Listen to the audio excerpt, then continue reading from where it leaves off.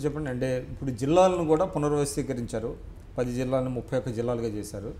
కానీ అనేక జిల్లాల్లో, కొత్తగా ఏర్పడినటువంటి జిల్లాల్లో మౌలిక సదుపాయాలు లేవు, ఉద్యోగులకు ఇబ్బందులు కలుగుతున్నాయి.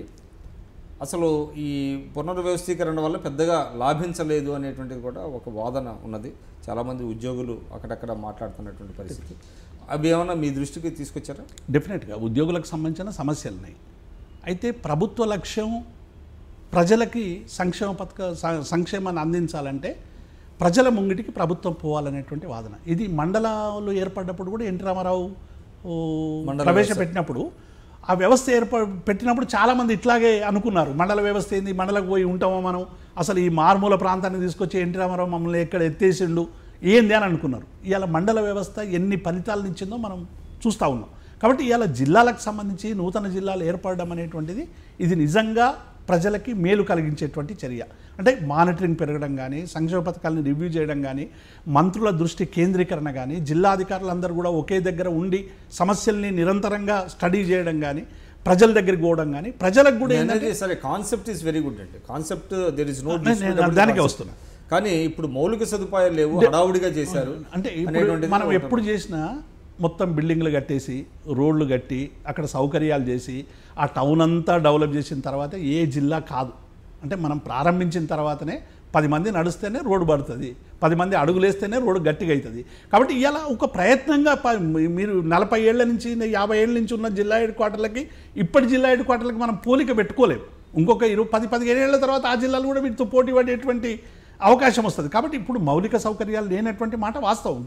కొన్ని ఇప్పుడు ఆసిఫాబాద్ లాంటి ఉంది, చాలా కాలంగా 6 దశాబ్దాలుగా ఆసిఫాబాద్ను పట్టించుకోకపోవడం వల్ల ఆ టౌన్ అభివృద్ధి కాలేదు. ఇలా ఆసిఫాబాద్ను మేము జిల్లా డిక్లేర్ చేసిన తర్వాత అనివార్యంగా అభివృద్ధి ఆసిఫాబాద్కు పోయేటువంటి ఒక స్థితి వచ్చింది. ఇలా ప్రతి గోండు కూడా మా ఆసిఫాబాద్ జిల్లాకు వచ్చే మా ఆదివాసీలు ఇలా మా కలెక్టర్ అని వచ్చేటువంటి ఒక స్థాయి రావడం అనేటువంటి నిజంగా ఇది హర్షించదగ్గ పరిణామం. కాబట్టి ఇలా ఉద్యోగులు కొన్ని ఇబ్బందులు ఎదుర్కొంటా ఉన్నారు, సిబ్బంది కొరత ఉంది, వీటిని అన్నింటినీ కూడా పరిష్కరించుకుంటారు. ఈ వన్ ఇయర్ అయింది మొన్న అక్టోబర్కి. డెఫినెట్గా ఇంకొక 1.5 ఇయర్లో ఈ సమస్యలన్నీ కూడా పరిష్కరించుకొని ముందుకు పోతారు తప్ప ఇవి మొత్తం సౌకర్యాలు అయిన తర్వాత చాలామంది చాలా రకాలుగా మాట్లాడుతూ ఉన్నారు బయట. అసలు ఇది ప్రభుత్వానికి అనుకూలంగా ఉందంటారా, అనుకూలంగా అవుతుందంటారా, లేకపోతే వ్యతిరేకంగా వస్తుందంటారా? ఇది ప్రజలకు అనుకూలమైనటువంటి అంశం. ప్రజలకి ఇలా ఉదాహరణకు మా సిద్దిపేట జిల్లాని నేను తీసుకుంటే, మా నంగనూరు ప్రాంతం నుండి మేము సంగారెడ్డికి పోవాలంటే దాదాపు 200 కిలోమీటర్లు. అంటే కలెక్టర్ను చూడడం అనేటువంటిది ఒక కలగా ఉన్నటువంటి స్థితి నుండి ఇలా సిద్దిపేటకు 15 కిలోమీటర్లు ఉండేటువంటి కలెక్టరేట్కి వచ్చి కలెక్టర్ను కలుస్తున్నారు, అడుగుతున్నారు, మీరు ఈ తప్పెందుకు చేస్తున్నారు, పలానైనా బెనిఫిట్ ఎందుకు ఇచ్చారు, పలానైనా దొంగ కార్డు ఎందుకు ఇచ్చారు, ఇటువంటి అడిగేటువంటి ఒక హక్కు ఇలా ప్రజలకు రావడం అనేటువంటిది ఇది డెఫినెట్గా ఇది పాజిటివ్ రిజల్ట్. ప్రభుత్వానికి ప్రజలకు వచ్చేటువంటి రిజల్ట్ ప్రభుత్వాలకు వస్తుంది. కాబట్టి ప్రజల్లో మంచి పేరు వచ్చిన తర్వాత ప్రభుత్వానికి మంచి పేరు వస్తుంది తప్ప చెడ్డ పేరు.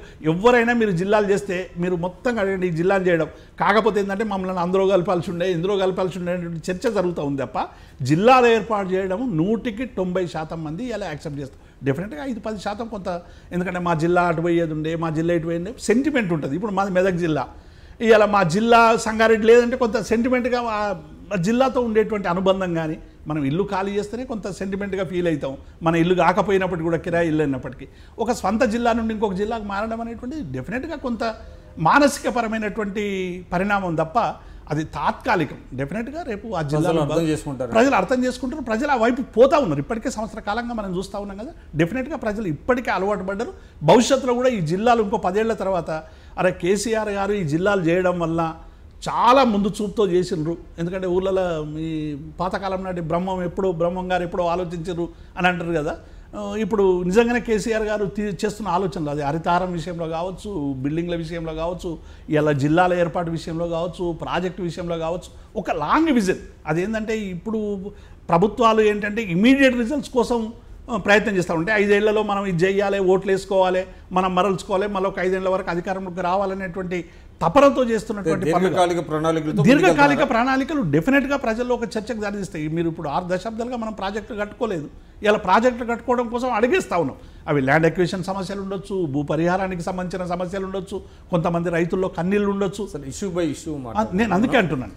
అంటే ఇప్పుడు డెఫినెట్గా జిల్లాల ఏర్పాటు వలన ఒక సమగ్రమైనటువంటి పరిపాలన జరిగేటువంటి అద్భుతమైనటువంటి ఫలితాలు వస్తూ ఉన్నాయి, ఇప్పటికే వచ్చినాయి. అంటే వికేంద్రీకరణ జరిగింది. వికేంద్రీకరణ జరగడం వల్ల చాలా మంచి రిజల్ట్స్ కనబడతా ఉన్నాయి. మిగతా రాష్ట్రాల్లో కూడా చర్చ జరుగుతూ ఉంది, ఎందుకు మనం జిల్లాలు చేసుకోలేకపోయినాం అనేటువంటి. కాబట్టి ఇది మంచి పరిణామం. మీరు అన్నట్టు అక్కడక్కడ కొన్ని ఇరిటేషన్స్ ఉంటాయి, జిల్లాకు సంబంధించిన సెంటిమెంట్లు ఉంటాయి, మా జిల్లా ఉద్యోగులకు సంబంధించిన సమస్యలు ఉన్నాయి. ఈ సమస్యలన్నీ కూడా పరిష్కరించుకునేటువంటి సమస్యలు. ఇవి ఏవి కూడా పరిష్కరించకుండా డిస్మెంటల్ చేసేటువంటి సమస్యలు కావు. ఈ రిక్రూట్మెంట్ జరపాల్సినటువంటి బాధ్యత ఉంది ప్రభుత్వం మీద, రిక్రూట్మెంట్ వైపు పోతాం. రెండవది అక్కడికి సంబంధించినటువంటి బిల్డింగ్లు కూడా కట్టుకోవాలి, ఎక్కడెక్కడ ఏ అవసరాలున్నాయో